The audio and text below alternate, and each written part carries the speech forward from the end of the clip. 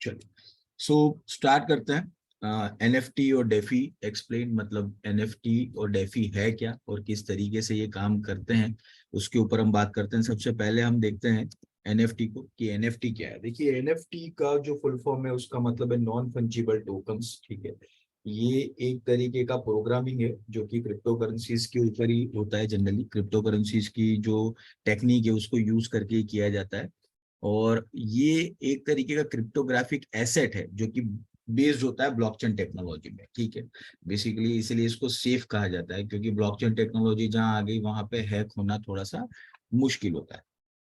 ठीक है, जैसे बिटकॉइन और इथेरियम है, उसी तरीके से जो एनएफटी है, ठीक है, उसको भी आप रिप्लेस नहीं कर सकते हो, इंटरचेंज नहीं कर सकते हो, क्योंकि इसकी खुद की भी एक यूनिक प्रॉपर्टीज होती है। जैसे बिटकॉइन का या इथेरियम का एक यूनिक एड्रेस होता है, उसी तरीके से एनएफटी का भी सेम चीज है, उसकी भी एक यूनिक प्रॉपर्टीज होती है। ठीक है, तो जनरली फिजिकल करेंसी जो होती है वो एक तरीके से हम कह सकते हैं फंजिबल होती है, लेकिन ये फंजिबल नहीं होता है। इवन क्रिप्टो करेंसी भी फंजिबल होता है, लेकिन ये एनएफटी है जो बिल्कुल भी फंजिबल बिल्कुल नहीं होता है। क्रिप्टो करेंसी को आप ट्रेड कर सकते हो किसी भी एक्सचेंज में, लेकिन एनएफटी को आप ट्रेड नहीं कर सकते हो। एनएफटी आप बाय कर सकते हो, बट एनएफटी को ट्रेड नहीं कर सकते हो। ठीक है, अब इसकी की फीचर्स पे हम बात करते हैं कि की फीचर्स क्या क्या है। की फीचर सबसे पहला है कि ये डिजिटल एसेट से एक तरह की। ठीक है, डिजिटल एसेट का मतलब ये है कि एक तरीके से इसको आप प्रॉपर्टी के रूप में यूज कर सकते हो, लेकिन डिजिटली। ठीक है, उसके बाद जो दूसरा इसका है वो है unique. It can not be forged और अदरवाइज मैनिपुलेटेड। इसका डुप्लीकेसी नहीं हो सकता है, क्योंकि अल्टीमेटली कोई अगर एक एनएफटी बनाएगा, ठीक है, तो डुप्लीकेसी करने जाएगा तो उसका जो यूनिक नंबर है वो तो चेंज ही हो जाएगा। तो जो सेम चीज है उसका कभी भी डुप्लीकेसी नहीं हो पाएगा। Exchange, NFT exchanges take place with currencies such as bitcoin और स्पेशलिस्ट साइट्स। एनएफटी जो है वो जनरली आपको कहाँ से मिलता है, तो जनरली एनएफटी के जो मार्केट प्लेसेस है, मार्केट प्लेसेस में अलग अलग हो सकते हैं बहुत सारे, कई क्रिप्टो एक्सचेंजेस भी है जहाँ पे मार्केट प्लेसेस है जहाँ पे आप उसको बाय कर सकते हो। ठीक है, चलिए अब काम कैसे करता है ये, तो देखिए काम जो ये करता है वो बेसिकली जो हम कह सकते हैं कि मेजोरिटी ऑफ एनएफटी जो है, जितने भी मैक्सिमम एनएफटीज है, वो इथेरियम क्रिप्टो करेंसी की जो ब्लॉकचेन है उस पे ऊपर काम करते हैं। और जो भी इनके रिकॉर्ड्स होते हैं वो पब्लिक लेजर पे इसका ट्रांजेक्शन उसी पे रखा जाता है, इथेरियम की ब्लॉकचेन पे। एनएफटी जो है वो एक तरीके से इंडिविजुअल टोकन होते हैं। ठीक है, उसके अंदर जो भी वैल्यूएबल इंफॉर्मेशन है वो आप स्टोर करके रख सकते हो। इसके अलावा ये है कि इनकी एक वैल्यू होती है, ठीक है, मार्केट के अंदर। जैसे जब भी कोई एनएफटी को अगर हम मान लीजिए मार्केट में लॉन्च करते हैं, तो उसका एक पर्टिकुलर एक वैल्यू के साथ लॉन्च करते हैं। फिर डिपेंड करता है उसकी ब्रांड वैल्यू पे, उसकी यूटिलिटी पे, कि वो कितना ज्यादा हाइप होता है। एक तरीके से अगर वो बहुत ज्यादा, उसको जैसे किसी सेलिब्रिटी ने अगर मान लीजिए उसकी एडवर्टाइजमेंट कर दी, तो फिर उसका वैल्यू बढ़ता है। तो एक तरीके से ये आप कह सकते हो कि वैल्यूएशन का काफी बड़ा इसमें रोल होता है। ठीक है, NFT unique data makes it easy to verify and validate that ownership and transfer to token between owners. ठीक है, एनएफटी को आप अगर सेल करना चाहते हो तो किसी एक ओनर से दूसरे ओनर में ये सीधा ट्रांसफर हो सकता है, आप उसको सेल कर सकते हो। जैसे अगर आपको लगता है वैल्यू बढ़ रही है तो ये सीधा ट्रांसफरेबल और सेलेबल होता है। ठीक है, अब एग्जाम्पल अगर इसका देखते हैं तो इसमें क्या क्या, मतलब एनएफटी तो चलो मैंने ये बताया कि एनएफटी है क्या, बट इसको हम कहाँ कहाँ पे यूज लेंगे। तो देखिए, पहला है डिजिटल कलेक्टिबल हो सकता है। डिजिटल कलेक्टिबल में बहुत सारी चीजें हैं। किसी को आर्ट का शौक होता है, किसी को यूनिक चीजों का शौक होता है, तो उसका एक डिजिटल कलेक्टिबल बनाया जा सकता है। डोमेन्स नेम होते हैं बहुत सारे, जैसे डॉट फिनेंस। तो डॉट फिनेंस जो नेम है वो अपने आप में बहुत यूनिक नेम है फॉर फाइनेंशियल वेबसाइट्स के लिए या उसके लिए। तो उसको आप डोमेन नेम को आप चाहो तो उसका एनएफटी कर सकते हो। गेम्स में आजकल बहुत सारी गेम्स पॉपुलर हो चुके हैं जो कि ऑनलाइन और सोशल मीडिया पे और अलग अलग जगह पे, तो गेम्स के एनएफटी भी बहुत ज्यादा निकल चुके हैं, बहुत ज्यादा। और काफी गेम्स के एनएफटी के आपके नाम भी आपने सुने होंगे, जैसे एक्जी इन्फिनिटी और इनके। इसके अलावा ऐसे बहुत सारी चीज है जो वो भी आप इसमें इंक्लूड कर सकते हैं। इसके अलावा sneaker in the fashion line, sneakers का एक अलग ही फैन ग्रुप होता है, तो स्नीकर्स के भी एनएफटी निकले हुए हैं। इसके अलावा एक यूनिक एनएफटी मैं आपको बताता हूँ जो यहाँ पे आप पिक्चर में देख रहे हो। जैक डॉर्सी जो कि ट्विटर के पुराने सीईओ थे, ठीक है, तो उन्होंने क्या किया, अपना पहला ट्वीट जो है उसका एक एनएफटी बनाया। ठीक है। Sold the very first tweet on the platform made on March 21, 2006। ठीक है, जो उन्होंने 21 मार्च 2006 को जो पहला ट्वीट किया था उसका एनएफटी बनाया और उसको बेचा था $3 मिलियन में।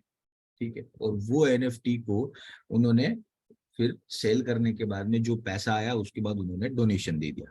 ठीक है, तो कहने का मतलब कि आप एनएफटी किसी भी चीज का बना सकते हो। एनएफटी बनाने का मतलब क्या होता है, देखिए कई बार एक तरीके से हम कह सकते हैं कि चोरी होने का जो डर रहता है तो वो एनएफटी होने के बाद दूर हो सकता है। ठीक है, मान लो किसी ने भी कोई भी चीज ऐसी बनाई जो ऐसा कोई भी डिजिटल आपका फुटप्रिंट है, ठीक है, जिसको चोरी होने का डर है, तो आप उसको एनएफटी में कन्वर्ट कर सकते हो। एक बार एनएफटी में कन्वर्ट हो गया तो फिर आपका डिजिटल फुटप्रिंट को कोई चुरा नहीं सकता है। और आपने देखा भी होगा आजकल काफी ऐसे नए नए जो सेलिब्रिटीज है वो हमेशा इन चीजों को करते हैं। सेलिब्रिटीज जो होते हैं वो काफी है इसमें, जैसे कई एनबीए प्लेयर्स है, कई सिंगर्स है, उन्होंने भी अपने अपने एनएफटी बनाए हैं। अब इसका यूज क्या होता है, जैसे ये एनएफटी आप देख रहे हो ये है एक फेमस सिंगर है उसका है। अब डिजिटल कंटेंट इसको यूज कहाँ पे लेते हैं, तो देखिए सबसे पहला तो डिजिटल कंटेंट में यूज लेते हैं। The most significant use of NFT today is digital content. Content creator see their profit enhance by NFT. Digital content को आप एनएफटी कर सकते हो, उसकी कॉपी नहीं होती है और वो कभी भी डुप्लीकेसी का डर हो जाए वो नहीं रहेगा, और आपका प्रॉपर्टी जो है वो आपके पास में रहेगी। अगर वो बहुत ज्यादा फेमस हो जाता है तो उसकी वैल्यूएशन बढ़ेगा, और इन फ्यूचर अगर वैल्यूएशन बढ़ता है तो आप उस एनएफटी को सेल भी कर सकते हो। तो डिजिटल कंटेंट में ये काम आता है। ठीक है, इसके अलावा आता है गेमिंग में, जैसे अभी हमने बताया था, मैंने आपको बात की थी। गेमिंग में जो एक्जी इन्फिनिटी है वो अपने आप में बहुत ज्यादा फेमस है और उसका एनएफटी बहुत ज्यादा पॉपुलर है और काफी लोगों ने इसको लिया भी है। तो ये कुल मिला के एक जो चीज है वो ये है डिमांड क्रिएट करना। किसी भी ब्रांड की अगर आप डिमांड क्रिएट करते हो तो उसकी फिर वैल्यू उसी हिसाब से बढ़ जाती है, और यही सबसे बड़ा इसका प्लस पॉइंट है। उसके बाद अगर हम थर्ड देखते हैं तो इन्वेस्टमेंट और कोलेट्रल्स में, इन्वेस्टमेंट और कोलेट्रल्स में भी इसका आप यूज कर सकते हो। वो कैसे यूज करोगे, देखिए कई बार आपने सुना होगा, जैसे डेफी के बारे में हम आगे पढ़ेंगे, लेकिन डेफी जब आप यूज करते हो, डेफी का फुल फॉर्म होता है डिसेंट्रलाइज फाइनेंस। तो उसमें कई चीजें ऐसी होती है कि आप लेंडिंग और बोरोविंग कर सकते हो, मतलब आप उधार दे सकते हो और उधार ले भी सकते हो। तो कभी आपको उधार लेने की जरूरत पड़ी तो आपको कोलेट्रल के अंदर आपका अगर एनएफटी का वैल्यू अच्छा है तो कोलेट्रल में आप एनएफटी वहां पर रख सकते हो, बदले में आपको लोन मिल जाएगा जो आप चाहते हो। तो कई बार इस तरीके से भी एनएफटी यूज होता है, लेकिन उसका डिपेंडेंसी यही है कि वो एनएफटी का वैल्यू भी है वो उस तरीके से होना चाहिए। ठीक है, तो जाके वो आपको मिलेगा। तो एनएफटी के यूजेस भी काफी कुछ है, जैसे डोमेन के बारे में भी बात किया था। ठीक है, डोमेन में जैसे मैंने आपको बताया कि डॉट फिनांस जो है वो एक तरीके से टॉप लेवल डोमेन नेम है। ठीक है, तो इसकी डिमांड काफी रहती है, तो काफी एनएफटी इसके भी निकलते हैं। ठीक है, तो पब्लिक जो है वो अभी तक जब तक ये डिजिटल क्रिएशन और वो सारी चीजें आ गई है तो उसके बाद से ये सारा एक तरीके से चर्चा छिड़ी। और एक और चीज एनएफटी का यूज है, जैसे आपने सुना होगा अभी मेटावर्स जो अभी चल रहा था प्रोजेक्ट और अभी भी चल ही रहा है। मेटावर्स में काफी लोगों ने लैंड भी परचेस करी है, एक तरीके से कई लोगों ने बिल्डिंग्स भी बनाई है, बिल्डिंग बनाने के बाद कई लोगों ने फ्लैट भी अंदर परचेस किए हैं। तो उस फ्लैट को बनाने के बाद अंदर आपको कोई भी मॉडिफिकेशन के लिए या सजाने के लिए या इंटीरियर के लिए काफी आइटम्स की जरूरत होती है, तो लोग उसके लिए भी एनएफटीज को परचेस करते हैं। जैसे किसी ने कोई पेंटिंग ले ली, किसी ने कुछ और ले लिया, तो इस तरह के एनएफटीज जो है वो जनरली उस पर्टिकुलर चीज के लिए आ रहे हैं। ठीक है, जैसे मेटावर्स में कहीं ऐसा है जैसे लैंड परचेज होती है, लैंड भी आप ले सकते हो। उस पर्टिकुलर लैंड के अंदर आप पार्किंग भी डेवलप कर सकते हो, उस पार्किंग को फिर आप रेंट पे भी दे सकते हो तो ये सारी चीजें जो है वो एक तरीके से वर्चुअली चल रही है, जो कि केवल और केवल डिजिटल फुटप्रिंट के साथ में है, रियल में वो नहीं है। तो बीच में इसका क्रेज बहुत हुआ था जब क्रिप्टो मार्केट एक अपने बूम पे था, लेकिन जब क्रिप्टो मार्केट खुद डाउन हुआ तब ये सारे एनएफटीज और ये है उनकी जो वैल्यू ओवर वैल्यूड थी वो वैल्यू धीरे धीरे धीरे धीरे अभी कम हो गई है। क्यों, देखिए देखिए सिंपल सी बात है, एनएफटी को अगर हम ये देखें तो पीछे इसका यूज क्या है, इसका यूटिलिटी क्या है। यूटिलिटी अगर नहीं होगा तो फिर चीज का जो वैल्यूएशन है वो एक न एक टाइम बाद नीचे आएगा ही आएगा। तो यूटिलिटी सबसे मेन चीज होती है, अगर यूटिलिटी नहीं है तो फिर उस चीज का जो वैल्यूएशन है वो गिरता है। और पहले ही कहा कि जैसे मान लीजिए एनएफटी को तो प्रमोट अमिताभ बच्चन ने भी किया था, एनएफटी को प्रमोट और भी कितने बड़े स्टार्स ने भी किया है, मतलब जो हॉलीवुड के हैं उन्होंने भी किया है।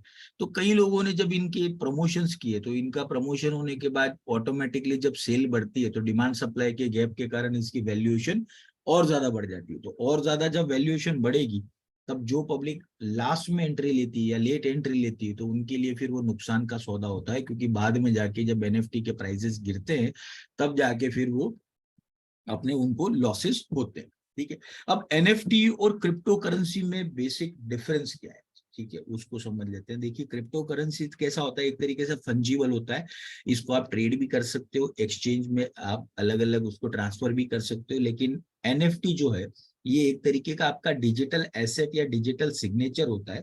ठीक है, तो इसको आप एक्सचेंज में ट्रेड नहीं कर सकते हो। ठीक है, क्योंकि वो एक ही आपका पर्टिकुलर एक डिजिटल एसेट या सिग्नेचर है, तो उसको आप ट्रेड नहीं कर पाओगे। उसको केवल और केवल आप अगर किसी को सेल करना चाहते हो तो सेल हो सकता है, ट्रेड नहीं हो सकता।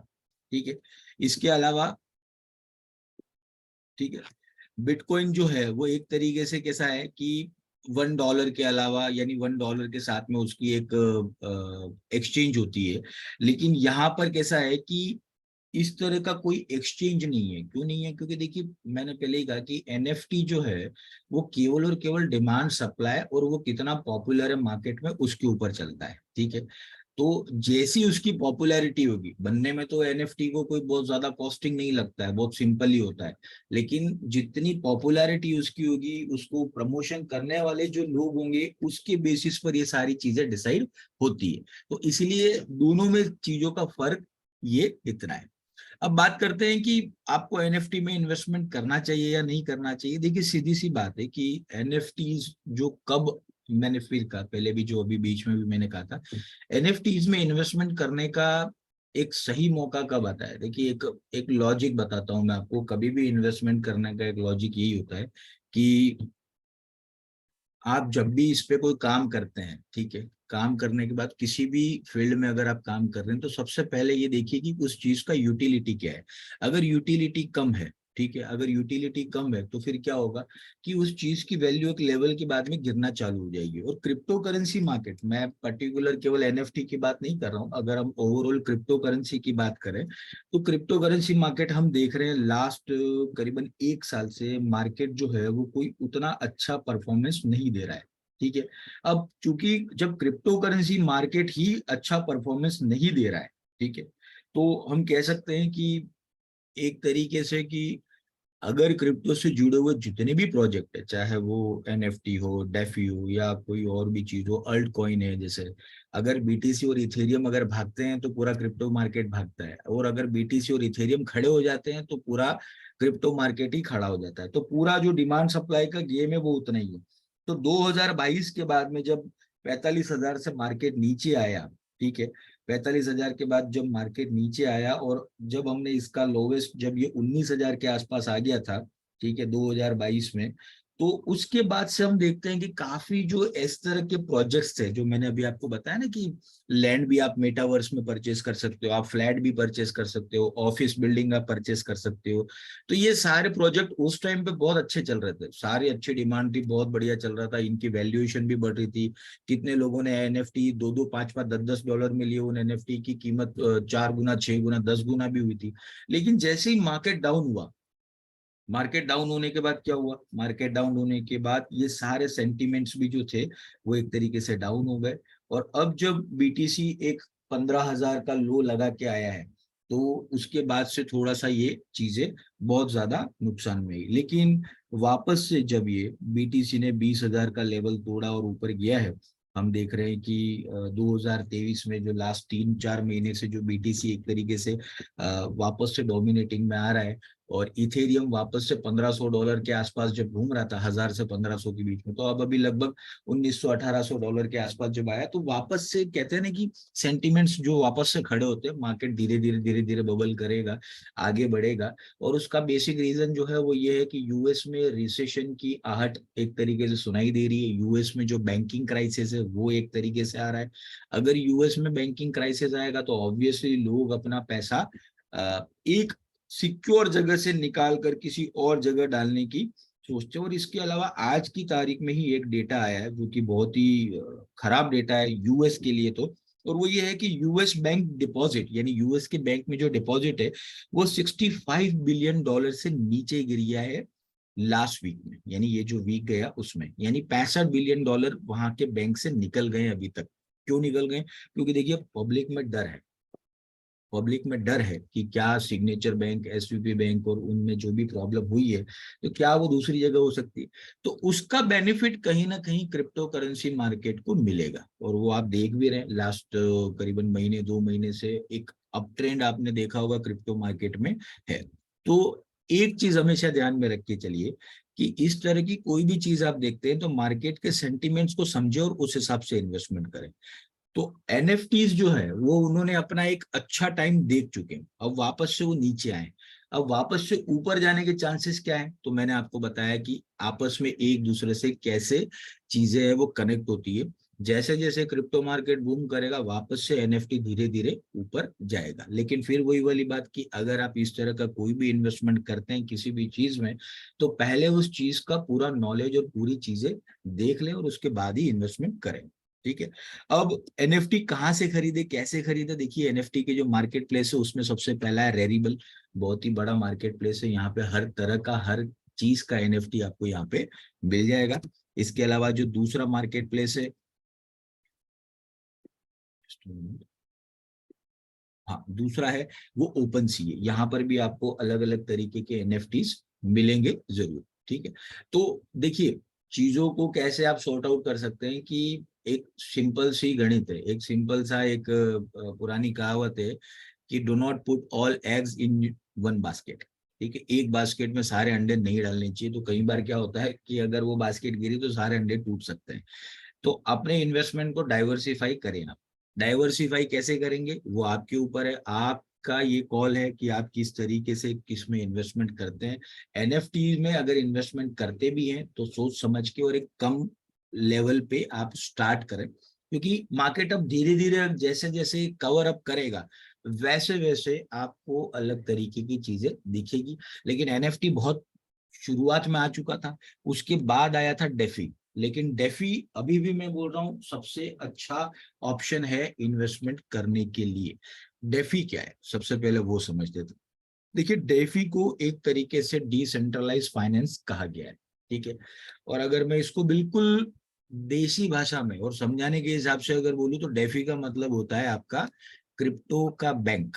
ठीक है, जो कि डिसेंट्रलाइज है, किसी तरह का कोई इसके अंदर इंटरवेंशन नहीं है। ठीक है। अब डेफी है क्या? तो देखिए DeFi apps are financial product that run on public blockchain. सबसे बड़ी बात पब्लिक ब्लॉकचेन पे ये चलता है, जो कि होती इथेरियम की ब्लॉकचेन। ठीक है। These product are permissionable, permissionless, meaning meaning they don't use third party. सबसे बड़ी बात यहाँ पे आपको किसी तरह की कोई थर्ड पार्टी परमिशन लेने की जरूरत नहीं पड़ती है। Instead of financial intermediaries such as broker or banks, everything is automated into protocol via smart contract। यानी जैसे बैंक और ब्रोकर्स या ये यूज करते हो तो थर्ड पार्टी एप्स होते हैं सारे, तो यहाँ पे आपको किसी तरह की कोई थर्ड पार्टी यूज करने की जरूरत नहीं है। ये पूरा जो सिस्टम है वो ऑटोमेटेड होता है और प्रोटोकॉल के ऊपर चलता है, जिसको स्मार्ट कॉन्ट्रैक्ट कहा जाता है। ठीक है। और अभी क्रिप्टो में जो सबसे ज्यादा जो हम कह सकते हैं ना कि जो अभी प्रोजेक्ट जो चल रहे हैं वो इसी के हैं, सभी इसी के हैं।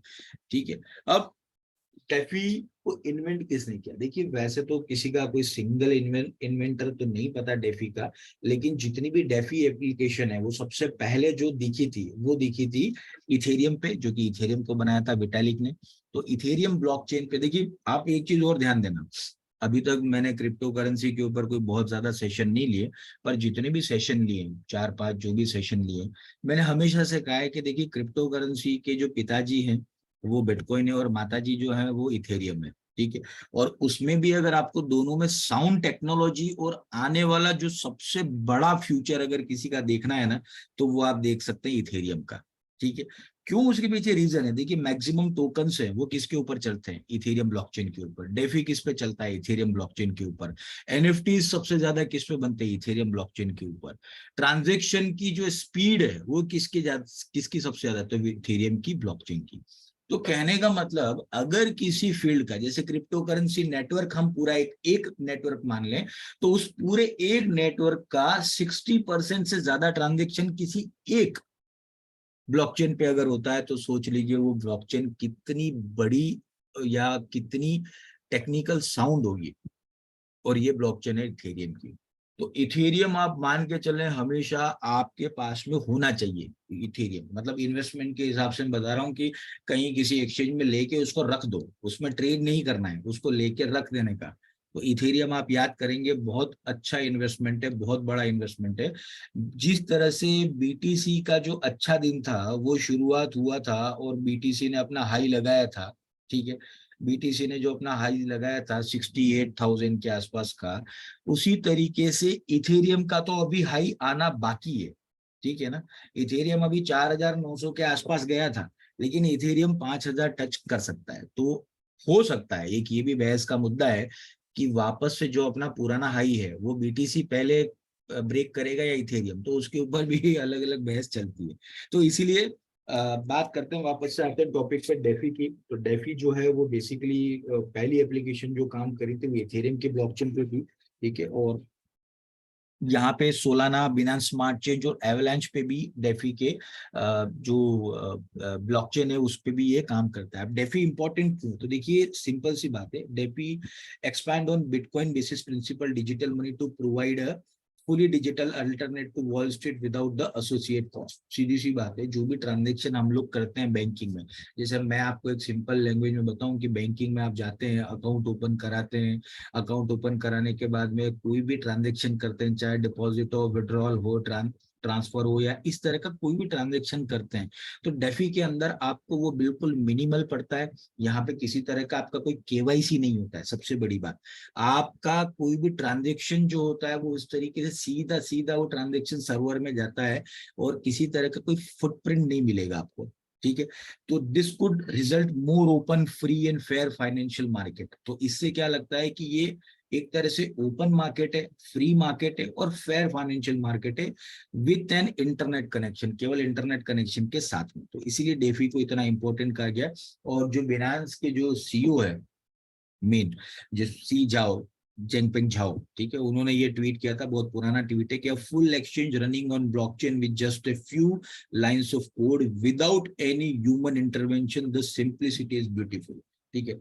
तो शुरुआत में जब डेफी नया नया आया था तब वो अपना एक अलग तरीके से, बाद में बिनांस ने भी डेफी को एक्सेप्ट किया है।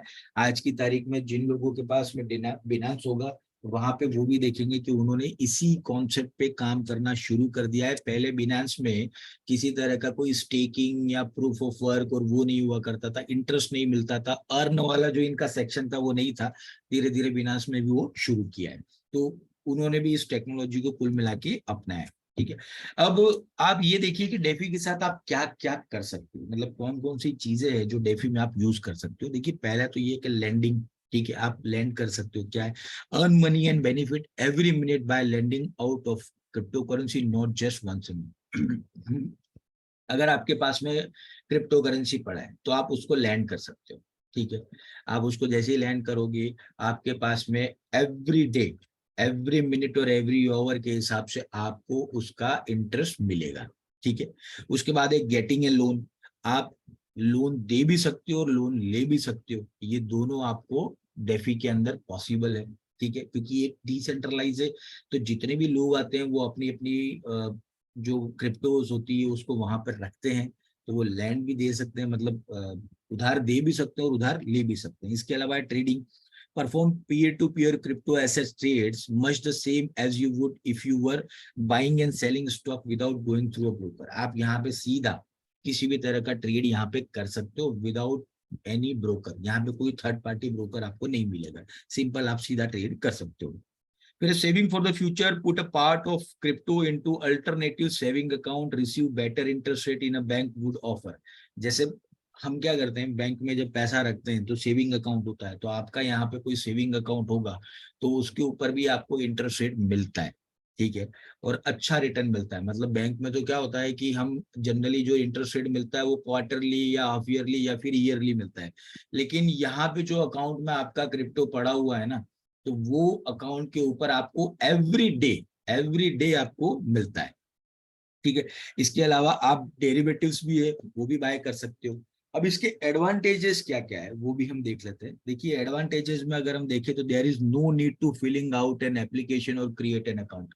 जैसा कि मैंने आपको पहले कहा था कि यहाँ पे कोई केवाईसी और आपका कोई डॉक्यूमेंट देने की जरूरत नहीं टू एक्वायर एक्सेस। अगर आपको इसका एक्सेस चाहिए तो सीधा सा वॉलेट क्रिएट कर लो आप, आपका वॉलेट क्रिएट हो गया, दैट इज बस, इसके अलावा कुछ नहीं करना है आपको। और फिर आपका जो भी क्रिप्टो है वो आप उसमें लोड करके और फिर आगे पीछे जैसा भी ट्रांजेक्शन आप करना चाहें आप कर सकते हो।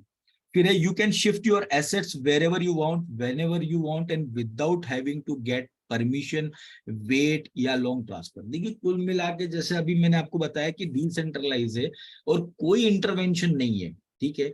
तो कोई इंटरवेंशन जब नहीं होता है तब क्या होता है कि आप जैसे चाहे, जैसे आप मोबाइल पे कमांड देते हो ना कि अभी आपको व्हाट्सएप खोलना है, फिर व्हाट्सएप बंद कर देना है, फिर चैट करना है, फिर फेसबुक चलाना है, फिर आपको इंस्टा चलाना है, तो उस तरीके से कुछ काम करता है। किसी तरह का कोई आपको परमिशन की जरूरत नहीं पड़ता है।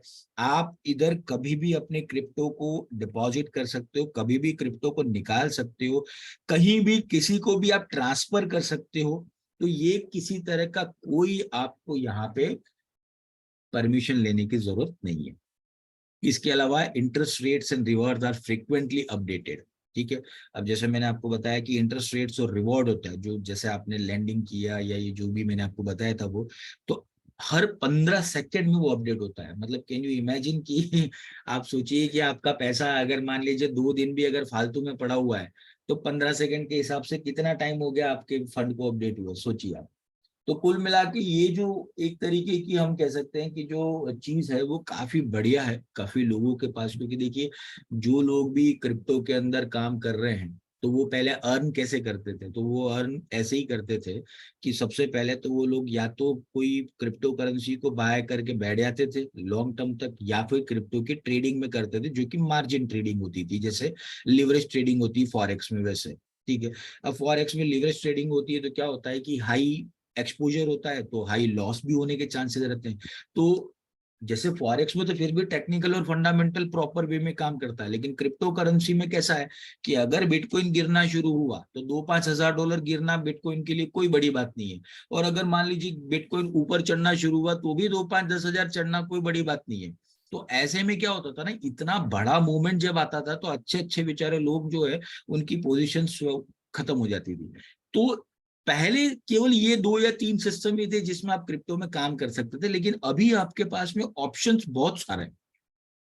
अगर मान लीजिए अभी आप कुछ नहीं कर रहे हो, आपके पास में $5,000, $3,000, $2,000 या $1,000 या इवन $500 भी अगर आपके पास क्रिप्टो में पड़े, सीधा सा डेफी में एक वॉलेट क्रिएट करके उसको केवल डाल भी दोगे आप, तो यहाँ पे जैसे आपको बताया है कि as often as every 15 second ये आपके इंटरेस्ट रेट और रिवार्ड्स को अपडेट करता है। And they might be much greater than those typical Wall Street, यानी जो वॉल स्ट्रीट में होता है उस तरीके से नहीं, उससे भी कहीं अच्छे से ये अपडेशन आपको मिलता है। तो अगर पैसा पड़ा हुआ है कोई काम नहीं आ रहा है, हमारे जेब में जो हमारे पर्स में पैसा पड़ा होता है तो कभी काम नहीं आता है, मतलब वो पड़े पड़े कभी भी डबल नहीं होगा या उसमें कोई 5%, 2% कभी रिटर्न नहीं आएगा। लेकिन अगर इस तरीके के वॉलेट में अगर हमने डाल के रखा है, हम उसको यूज नहीं कर रहे हैं, किसी भी तरह से यूज नहीं कर रहे, केवल रखा हुआ है, तो भी अगर अर्न हो रहा है तो ये बहुत ही सही चीज है। Everyone involve can see the whole set of transaction. ये सीधी सी बात है कि आप अगर उसमें हो और उस सिस्टम का हिस्सा हो तो आप जितने भी ट्रांजेक्शन जो आप कर सकते हैं वो क्लियर देख सकते हैं, क्योंकि इसमें किसी तरह का कोई प्राइवेट कॉरपोरेशन यहाँ पे आपको नहीं मिलेगा और ट्रांसपेरेंसी पूरी की जाती है। क्योंकि जनरली डेफी कोई कंपनी नहीं है। डेफी अगर कोई कंपनी होती तो चलो उसके ऊपर हम सोच सकते हैं कि हाँ ये कंपनी है, तो कोई ना कोई तो कहीं ना कहीं से तो इसको ऑपरेट कर रहा है। नहीं, ये बिल्कुल कंपनी नहीं है, डेफी एक सिस्टम का नाम है, ठीक है। तो ये हो गए एडवांटेजेस। डिसएडवांटेजेस भी इसके हैं, ऐसा नहीं है कि सारी चीज अच्छी अच्छी है, कुछ इसके डिसएडवांटेज। डिसएडवांटेज ये है कि due to fluctuating transaction rates active trading on Ethereum blockchain might become costly. देखिए एक चीज जैसा मैंने आपको बताया कि इथेरियम ब्लॉकचेन पर ये ट्रांजैक्शन जो जाते हैं, अभी होता क्या है कि अगर बहुत ज्यादा एनॉर्मस अगर ट्रांजैक्शन किए जाएंगे तो वो ट्रांजैक्शन फ्लक्चुएटिंग रेट्स में होते हैं। कई बार ऐसा होता है कि आपको बहुत सस्ते रेट में ट्रांजेक्शन ट्रांजेक्शन हो गया, कई बार थोड़ा सा महंगा भी हो जाता है। तो वो किस लिए होता है, क्योंकि इथेरियम ब्लॉकचेन जो होती है ना, उसके ऊपर जितने ज्यादा एक्टिव ट्रेडिंग ट्रांजेक्शन होंगे उतना ज्यादा वो कॉस्टली होगा, क्योंकि ऑब्वियसली ट्रांजेक्शन का टाइम भी बढ़ेगा और नंबर ऑफ ट्रांजेक्शन बढ़ते हैं, तो उसका कभी कभार इफेक्ट आता है। जनरली नहीं आता है, पर कुछ पर्टिकुलर टाइम पे आता है। फिर because of this new technology your investment might see significant volatility depend on which tap you use and how use them. अब ये एक चीज बहुत जरूरी है कि देखिए होता क्या है ना, हम लोग भी ये हम गलती एक्चुअली में हमारी होती है कि कोई भी सिस्टम को प्रॉपर वे में समझे बिना अगर हमको किसी ने कहा कि यार इसमें पैसा डाल दो, हमने डाल दिया। लेकिन उस चीज को टेक्निकली समझना भी जरूरी है कि जो नई टेक्नोलॉजी है, तो इन्वेस्टमेंट के अंदर कई बार ये होता है कि वॉलेटिलिटी अगर ज्यादा हो तो उसका हमको फायदा भी मिल सकता है और नुकसान भी मिल सकता है। तो डिपेंड ये है कि हम किस जगह बैठे हैं, हम बाय में हैं या सेल में हैं, हम किस जगह पे हैं, वो एक डिपेंड करता है। तो कोई भी इस तरह की कोई भी टेक्नोलॉजी में जब आप इन्वेस्टमेंट करते हो या एक सोचते हो, तो पहले उसको पूरी तरीके से जांच परख के समझ लें, उसके सिस्टम को समझ लें। और स्टार्ट अगर करें भी सही, आपको अगर देखना है तो छोटे से करें, बिल्कुल $50-100 से करें, तो क्या एटलीस्ट उसमें अगर कोई लॉस होता है तो संभलने के लिए टेंशन हमारे को नहीं है। एकदम बड़े अमाउंट से करने में क्या होता है कि टेंशन भी रहता है और एक रिस्क भी हमारा ज्यादा हो जाता है। ठीक है। You must keep your own documentation and record for tax purpose, regulation vary depending on where you are. अब एक चीज यहाँ पे जो ड्रॉबैक है वो क्या है कि आपको किसी तरह का जो भी ट्रांजेक्शन आप करते हैं, जैसे मान लीजिए आपने डेफी के अंदर लैंडिंग भी किया, बोरोविंग भी किया और आपने इंटरेस्ट भी आपने लिया, ठीक है। अब ये सारे ट्रांजेक्शन आप 1 साल तक का आपको रिकॉर्ड खुद रखना पड़ेगा, ठीक है, क्योंकि वहां पे आपके ट्रांजेक्शन का जो रिकॉर्ड होगा वो तो नंबर्स में होगा, ठीक है। लेकिन अगर आप किसी ऐसी कंट्री में हैं जहां पे रेगुलेशन नहीं है और वहां पे अगर मान लो टैक्स लग रहा है क्रिप्टो के ऊपर, तो फिर वो रिकॉर्ड आपको खुद को रखना पड़ेगा, क्योंकि नंबर्स में जो ट्रांजेक्शन आएंगे वो आप कैसे उसको शो करोगे। तो ये इसके लिए ये कहा गया है कि अगर ऐसी जगह पे आप हैं तो ये आपका टेंशन है कि ट्रांजेक्शन्स को आप कैसे रखते हो, ठीक है। अब डेफी और जो ट्रेडिशनल फाइनेंस है, यानी जो बैंक्स वगैरह होती है, उसमें फर्क क्या है। तो देखिए डेफी में you hold on to your cash, यानी डेफी में क्या होता है, जो पैसा है वो आपका और आप ही के हाथ में, आप मर्जी पड़े आप उसको निकाल सकते हो, आपको जब लगता है आप उसको वापस डाल सकते हो, ठीक है। और ट्रेडिशनल फाइनेंस में क्या होता है, companies are the custodians of your fund. तो वहां पर कैसा है कि आपके फंड की कस्टोडियन कोई और होता है, आपके पास लिमिट होती है, आप लिमिट से ज्यादा नहीं निकाल सकते, कम नहीं कर सकते, ये बहुत सारी प्रॉब्लम्स होती है। जैसा कि अभी जो बैंक कोलैप्स में हमने देखा, तो हमने देख ही लिया उस चीज को क्या है। फिर you have to complete control over your moneys update and use. आपका कंट्रोल, आपका पैसा तो आपका कंट्रोल, आप उसको जब चाहे जैसा चाहे आप ट्रांजेक्शन कर सकते हो, ठीक है। इसके अलावा अगर हम बैंक की बात करते हैं तो देखिए बैंक पे वैसे तो भरोसा है ही है, लेकिन कुछ चीजों में ये भरोसा टूटता है, और वो ये है कि जैसे आपका अगर 10 लाख, 15 लाख, 50 लाख, 1 करोड़ रुपया अगर बैंक में पड़ा है, और कल को उठा के मान लीजिए कुछ ऐसी फाइनेंशियल क्राइसिस आती है और बैंक को मान लीजिए मर्ज करना पड़ा, या बैंक अगर मान लीजिए उसको बंद करना पड़ा, तो ऐसी सिचुएशन में इंडिया में आपको मिलेंगे केवल और केवल 5 लाख रुपए, भले ही आपके अकाउंट में 1 करोड़ हो तो भी। तो ये कुछ चीजें ऐसी है जो आगे जाके प्रॉब्लम करेगी, हो सकता है ये। तो इसीलिए कहते हैं कि सेग्रीगेटेड या आपका फंड जो है वो आप अलग अलग बैंक्स में रखना शुरू करें। वैसे इंडिया में तो वो कोई प्रॉब्लम नहीं है, लेकिन यूएस और यूरोपियन बैंक की हालत खराब है, नो डाउट, अभी भी खराब है। तो इसीलिए पब्लिक डर रही है। और मैंने जो अभी आपको आंकड़ा दिया था यूएस की बैंक का जो डिपॉजिट से वो डाउन हुआ है, तो उसके पीछे यही रीजन है कि पब्लिक के अंदर फियर है ये। इसके बाद the funds are transferred in a couple of minute, यानी आप कोई भी फंड को ट्रांसफर करेंगे विद इन अ मिनट्स आपका ट्रांजेक्शन हो जाता है, ठीक है।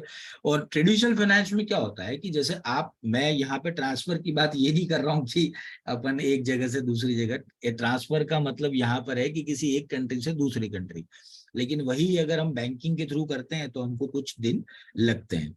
इसके अलावा डेफी में कोई भी पार्टिसिपेट कर सकता है, ठीक है।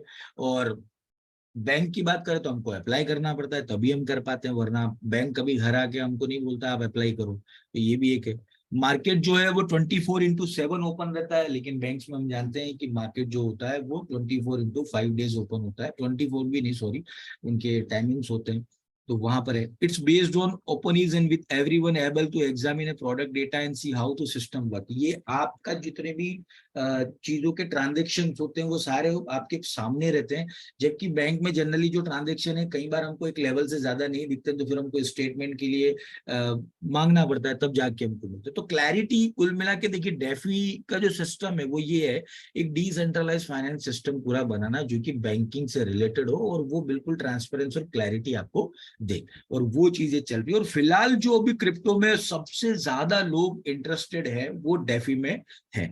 आप अगर मार्केट में देखेंगे या कभी आप क्रिप्टो करेंसी की न्यूज या उससे जुड़ी हुई चीजें आप देखेंगे तो आपको पता लगेगा कि वाकई डेफी किस तरीके से आगे बढ़ रहा है। यहाँ पे आप देखिए ये डेफी के रेवेन्यूज है। अब कौन कौन से डेफी जो कंपनीज है वो देखिए, अब यूनिस्वैप है, आवे है, स्पोकी स्वैप है, सुशी स्वैप है, ट्रेडर्स जोई है और बाकी दूसरा है। तो आपने कहीं इसमें से नाम भी सुनोगे, आई थिंक आपने यूनिस्वैप और आवे का तो नाम सुना ही होगा, सुशी स्वैप का भी आपने नाम सुना होगा। अब इनके ट्रांजेक्शन आप देखिए, जून 2020 में ये कुछ नहीं था, 2020 जुलाई में देखिए बढ़ना शुरू हुआ।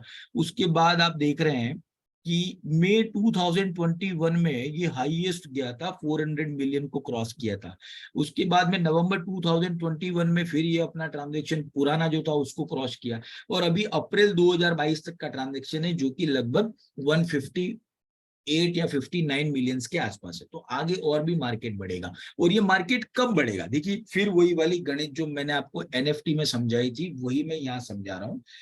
ओवरऑल जो मार्केट की हम बात कर रहे हैं ना, ये ओवरऑल मार्केट की बात हम कर रहे हैं क्रिप्टो करेंसी की। तो जब जब भी क्रिप्टो करेंसी में कोई भी किसी तरह का हम कह सकते हैं कि पॉजिटिव सेंटीमेंट आएगा, ऑटोमेटिकली ये सारी चीजें वापस से ही काम करने लगेगी। इवन एनएफटी की तो वैल्यू गिर गई और काफी कुछ ऐसा हुआ, लेकिन डेफी में ऐसा नहीं हुआ। डेफी में कई लोगों ने अपना, जिनके पास में मान लीजिए इथेरियम पड़ा हुआ था, बीटीसी पड़ा हुआ था, तो क्या करेगा, चलो ठीक है वहां पे अकाउंट में डाल दिया, तो रोज ट्रेडिंग के हिसाब से उसको कुछ न कुछ हर 15 सेकंड 20 सेकंड में उसको अपडेट होता रहता, अब छोटा छोटा डॉलर उसको आता रहता। तो एक लेवल के बाद में डेफी के अंदर तो काफी कुछ वॉल्यूम बढ़ा है उसका। और आने वाले टाइम में अगर हम इसकी प्रिडिक्शन देखें तो देखिए, अभी तक हम बात कर रहे हैं कि cumulative DeFi revenue grew from 3.7 billion at the beginning of 2022। 2022 तक 3.7 बिलियन का ये रेवेन्यू जनरेट कर चुका था। उसके बाद 5.22 का इस एंड ऑफ ईयर में हुआ है, ठीक है। और कुल मिला के हम कह सकते हैं कि ये और बढ़ेगा। दिस फिगर आज up from 239 million to start 2021। और अगर हम बात करें आज की तारीख में तो काफी इसका वैल्यूएशन बढ़ चुका है। तो कहने का मतलब यहाँ पर यही है कि जैसे जैसे मार्केट ग्रो करेगा वैसे वैसे यहाँ पर आप अलग अलग तरीके से आप देखेंगे कि इसका एक्सपेंशन होना शुरू हो जाएगा, ठीक है। तो ये सारा मार्केट जो है उसी के ऊपर चलता है। देखिए अभी फिलहाल जो हम कह सकते हैं कि बिटकॉइन का सबसे बड़ा हर्डल क्या है, बिटकॉइन का सबसे बड़ा हर्डल है 30,000। ये 30,000 जिस दिन क्रॉस कर लेगा उसके बाद फिर ये और बुलिश होगा, क्योंकि 30,000 का जो मार्का है वो एक तरीके से एक साइकोलॉजिकल बैरियर हम इसको मान सकते हैं। जो कहते हैं ना कि वो साइकोलॉजिकल बैरियर एक बार ब्रेक हो गया तो फिर ये और आगे बढ़ेगा, ठीक है। तो इसी तरीके से डेफी का फ्यूचर भी है। डेफी अल्टीमेटली सबसे ज्यादा ग्रो करने वाला वन ऑफ द मोस्ट, हम कह सकते हैं कि एमर्जिंग डेफी बनेगा बिल्कुल, ठीक है। अब बात करते हैं कि क्रिप्टो के अंदर हम और भी कौन कौन से तरीके से, एक बार इस तरीके से अगर हमारे पास में क्रिप्टो पड़ा हुआ है तो और क्या क्या चीजें कर सकते हैं। तो देखिए एक तरीके का चीज होता है जिसको हम कहते हैं लिक्विडिटी पुल। अब लिक्विडिटी पुल क्या होता है, देखिए लिक्विडिटी पुल का मतलब ये होता है कि आपका एक अकाउंट जनरेट होता है और उस अकाउंट में ही आपका क्रिप्टो पड़ा रहता है, ठीक है। आपका जो क्रिप्टो पड़ा रहता है उसके ऊपर जो कंपनीज होती है, जो लिक्विडिटी पूल होता है, वो किसी और को अगर लिक्विडिटी चाहिए हो तो आपके पूल का यूज किया जाता है। तो जितना आपके पूल का यूज करेंगे उसके ऊपर आपको इंटरेस्ट मिलता है, ठीक है। इसके अलावा अगर आपको लगता है कि आपने लिक्विडिटी पूल में आज पैसा डाला है, ठीक है, और आपको लगता है कि 3 दिन बाद मुझे निकाल देना है या 6 दिन बाद मुझे निकाल देना है या 10 दिन बाद या 15 दिन बाद या तुरंत मतलब 10 मिनट बाद, तो आप अपना पैसा निकाल सकते हो। किसी तरह का कोई यहाँ पे आपको किसी तरह का कोई लॉकिंग पीरियड और वो नहीं होता। तो जितना टाइम वहां रहेगा, जितना टाइम वो यूज में लेगा, तो वहां पर आपको ये सारी चीजें मिलेगी। तो इसमें कैसा होता है कि देखिए आप रेगुलर ट्रेडिंग नहीं कर रहे हैं, लेकिन रेगुलर ट्रेडिंग नहीं करने से क्या हो रहा है, आपका जो क्रिप्टो है वो तो आपके वॉलेट में पड़ा हुआ है, तो वॉलेट में पड़ा हुआ क्या आपको मतलब कुछ दे तो नहीं रहा है, कोई रिटर्न तो आ नहीं रहा है, तो उस वॉलेट में आप डाल के देखिए और वहां से आपके वॉलेट में प्रॉफिट्स जो है वो साइमल्टेनियसली जनरेट होता है। अब उसमें कौन कौन सा है, तो देखिए एक wolfie.io है, उसके बाद स्टेप एक्सचेंज है, Hedgeit.com है और Rano.fi है। ये सारी कंपनीज एक तरीके से लिक्विडिटी पुल का काम करती है, ठीक है।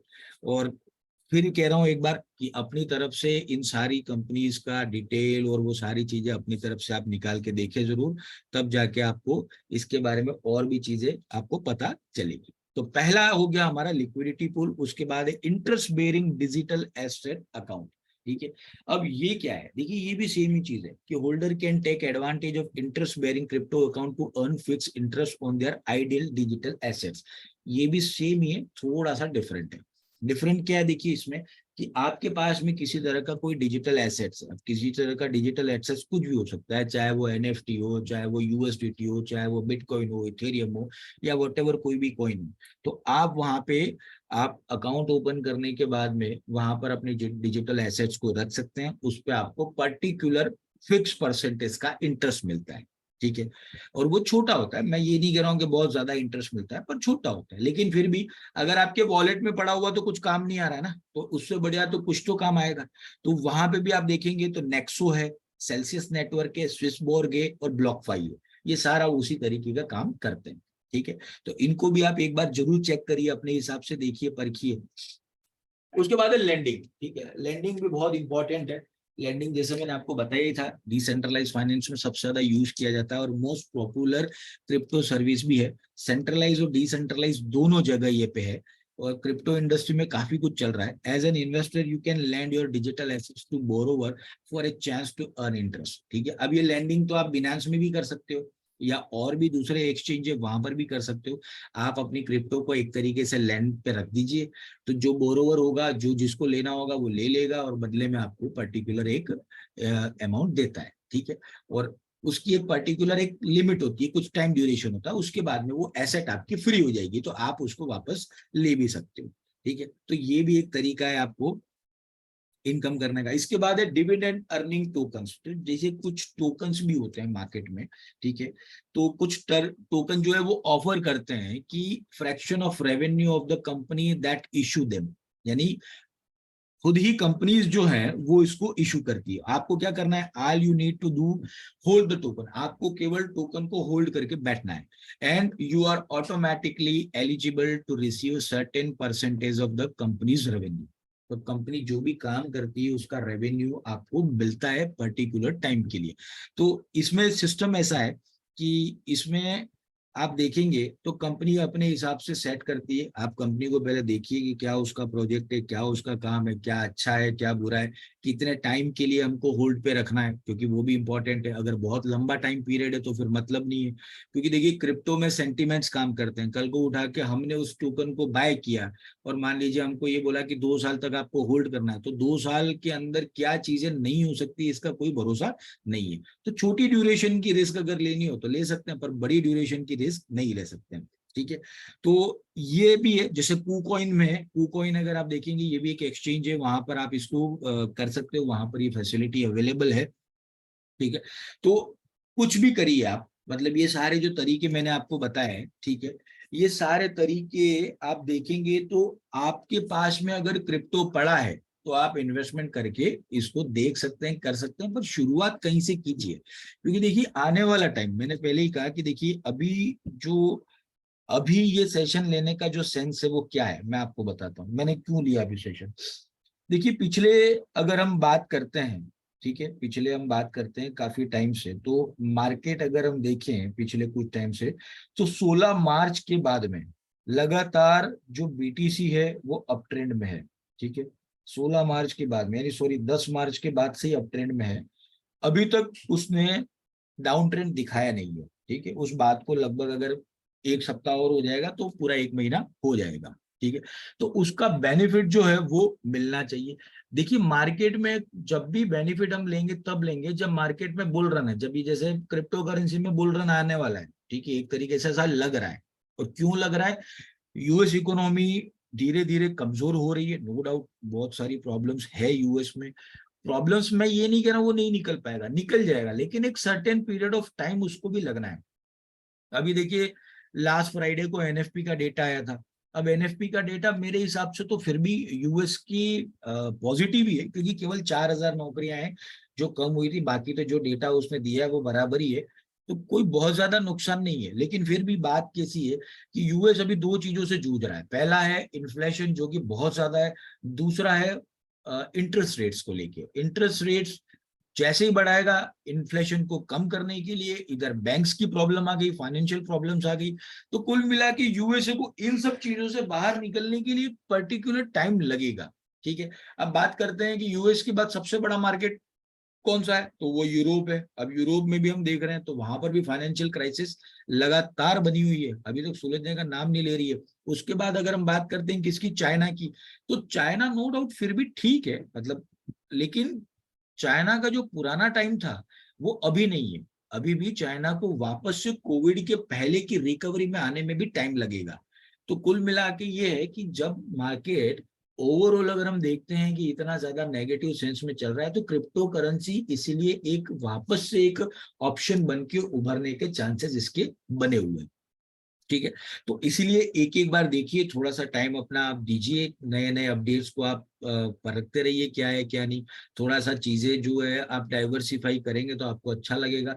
और फिर यही कह रहा हूँ कि इन्वेस्टमेंट कहीं भी करें सोच समझ के, पूरी तरह से उसको पढ़ के समझ के ही करें। ठीक है, तभी रिस्क लें, अगर आप कॉन्फिडेंट नहीं है तो रिस्क ना लें।